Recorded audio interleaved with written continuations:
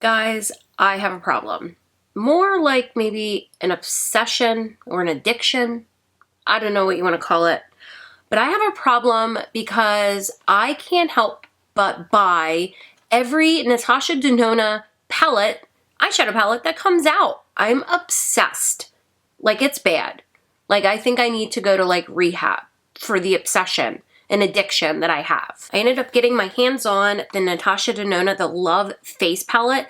This isn't even released yet.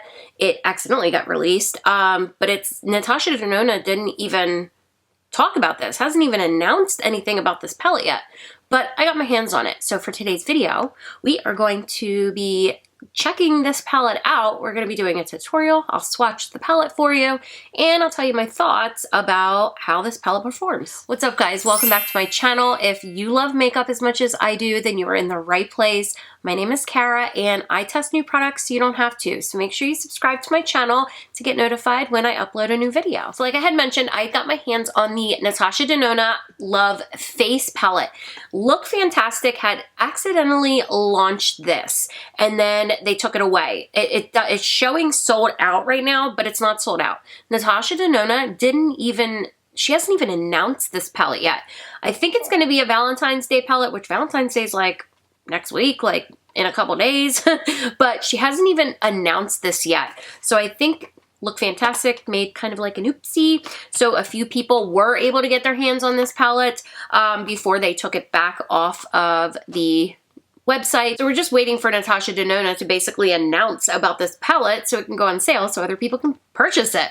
I will say the price on Look Fantastic, I don't think that's the right price because it was showing $74.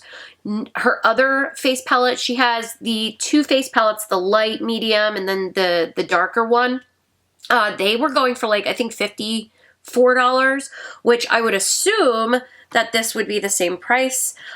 Look Fantastic, I think, I don't know what they're doing because it's at like $74 and change or something, which does not seem right to me. But anyway, nonetheless, let's get into the palette. Let's go over the palette and get it swatched and do a look with it. So this is the front of the packaging. It is very pink multi-chrome. I cannot get a good visual of this because my ring light is just beaming off of it. But it's just like her other face palette packaging. Back of the packaging shows the shade names, the ingredients, and how to use the palette. And then here's the front of the actual palette. It is pink, it's mirroring, which you can obviously see my camera, and it is fingerprint central, so you're gonna get a lot of fingerprints on this. Now the back of the palette is a little different from the other Glam Face palette that she previously launched. The back of this palette actually has the punch holes that you can punch out the shadows and rearrange them if you want.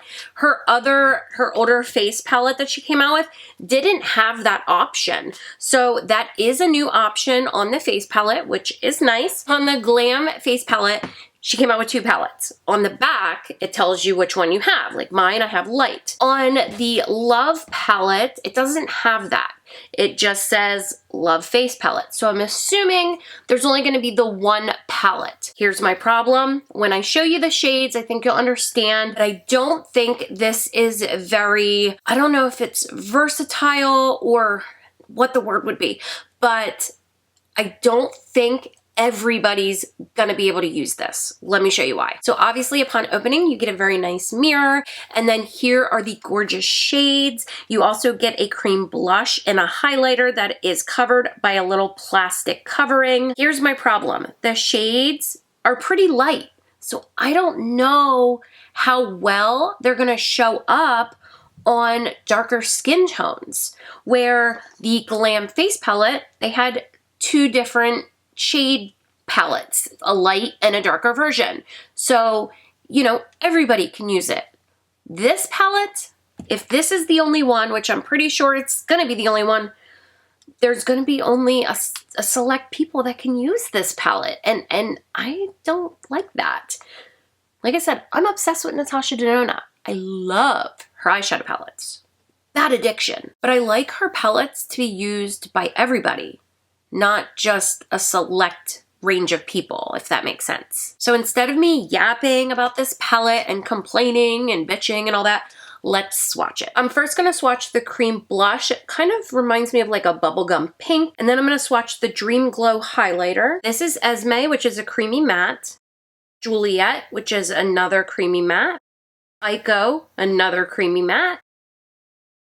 Affinity, which is a foil shade. And Giddy, which is a creamy matte. So this is the palette swatched, which obviously swatched amazingly. So what I'm gonna do is I'm gonna do one eye off camera, and then I'll zoom you in and we'll do the other eye together. All right, so this is the look I created. It will all come together once we do lashes and liner and all that. So let me zoom you in and I'll show you how I got the look. Now I did start off by taping my eye. I use these little patch covers. You can use Scotch tape. You can use pretty much anything you want. I'm first starting off with the shade Juliet with a Michaela Glam Light #1 brush. And I am putting that just all over the crease. This is the lightest shade in the palette. This is a shade that I'm worried about that might not work for darker skin tones, because it is just so light.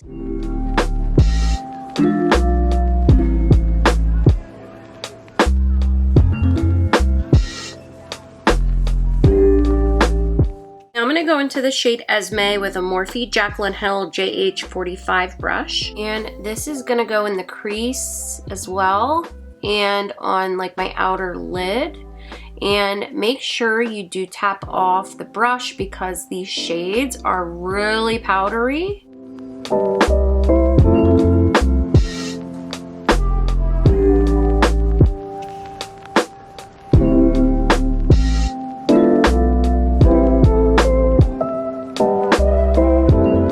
I am going back to my first brush. I didn't put any more product on it and just blending the two shades together.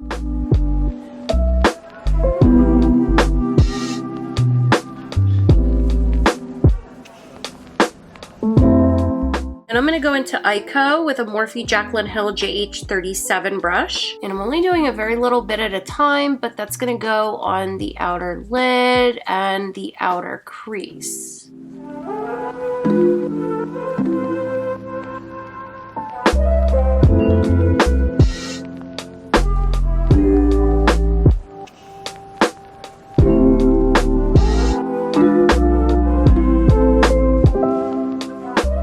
Then going back again to the first brush, and I did put some of the first shade on this brush, and oh my goodness, my hair.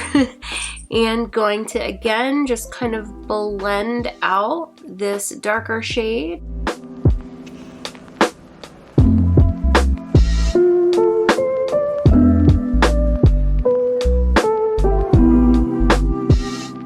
And then I'm also taking the second brush I used, which is the Jaclyn Hill, the JH45 brush. And I am kind of just blending into the crease. I didn't put any product on it.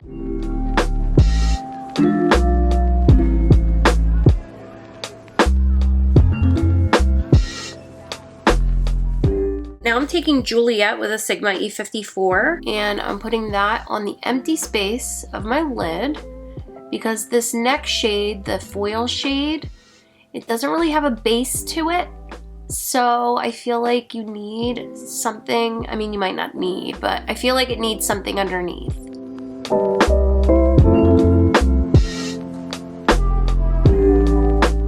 Then with the same brush, I'm going into Affinity, and that's going right over top of that light pink shade that I just put down. And this shade is the one that I feel like doesn't really have much of a base to it, so putting it over top of another shadow is probably best.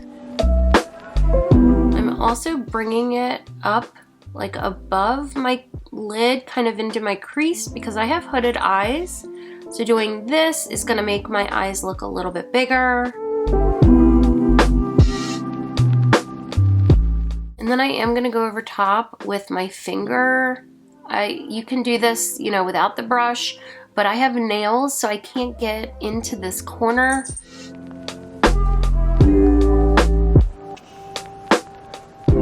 And I went back to my Jaclyn Hill JH37 brush and into the shade Echo, I guess that's how you say it. And just putting more of that on the outer part of my lid and crease.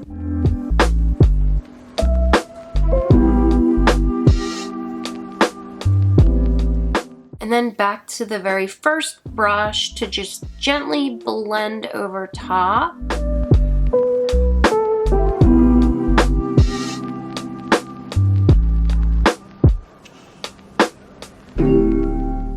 Now we're gonna take this piece off, and I always have a hard time getting them even. I don't know why. I'm gonna go back into Echo with a Sigma E57, and I'm putting that on the lower lash line, but just about halfway.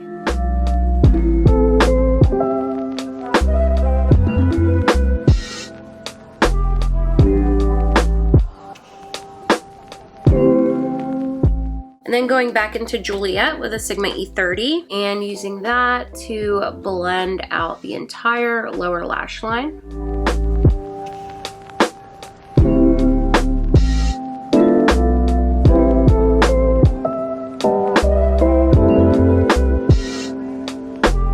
And then for the inner corner, I use the highlight shade in the palette. And I also put some right underneath my brow, like in the middle. So that is it for the eyes for now. So before I go and do like lashes and all that, let's try out the blush and the highlighter. So I'm gonna try a sponge first, and I'm gonna go in with the sponge. I'm also gonna try and go in with my fingers and see how that works. Now again, this is a very, very light pink, so I don't know how well this is gonna show up on darker skin tones. So this is what we are looking like with just kind of like one coat. Again, it is super, super light. It's a bubblegum pink. It's more, I guess, like of a natural, you know, shade where fair skin tones are going to love this. Fair skin tones are going to eat this up. This, like for me, is a shade that's a little bit light that I wouldn't normally wear.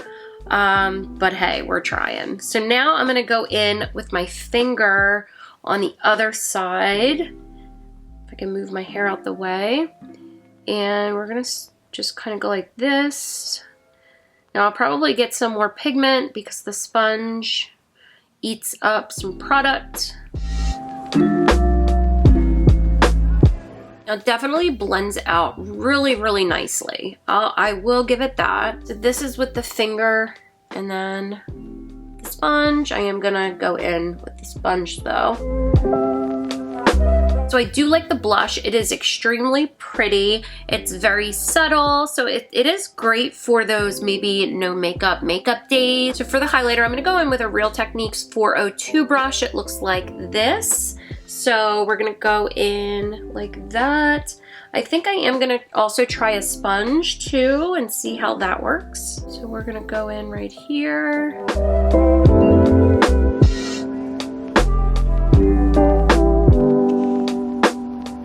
All right, what I like off the bat about this highlighter, that it's very subtle. I like that it's not overwhelming. It's very kind of like a natural glow almost. I do like that. Now I'm gonna take a sponge and go into the highlighter and see what that does.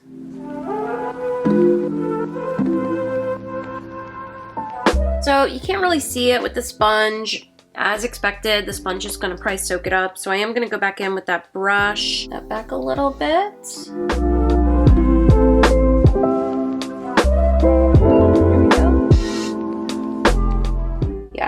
I do like this highlighter.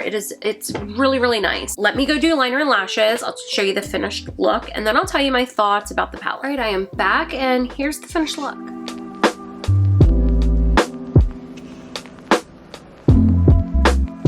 So the look turned out really nice. This is a really nice Valentine's Day look. It's kind of a little dramatic, but not like over the top. The shades blended out beautifully. I had no problems at all. I actually kind of like the color story on this. Yeah, I do. And the blush is pretty. Definitely pretty. Not my cup of tea. It's not probably going to work with everybody. The highlighter is beautiful. I love the highlighter in this. I think this whole palette is really, really nice. I just wish that she came out with 2 versions so darker skin tones are going to be, so they would be able to use this palette, because I really don't think they're going to be able to use the palette. I mean, I don't want to say the whole palette, but there's going to be shades that they're not going to be able to use, and then that's not fair. Especially if you're a NATASHA DENONA lover like I am. You want to buy her palettes, you want to buy her products, but if they're not going to work with you, why buy them, you know? My thoughts overall, it's a nice palette, but it's not going to suit everybody. So thank you guys so much for watching today's video. Make sure you subscribe to my channel if you haven't already. I will have everything linked down in the description box below. I'll have everything that I have on my face already, as well as the Look Fantastic site for the palette. And then as soon as I hear that the palette is launching, or when it launches, wherever it's available, Natasha Denona's site, Beautylish, Sephora, wherever, I will have those all linked down below in case you want to check the palette out. So again, thank you guys so much for watching, and I hope to see y'all again soon.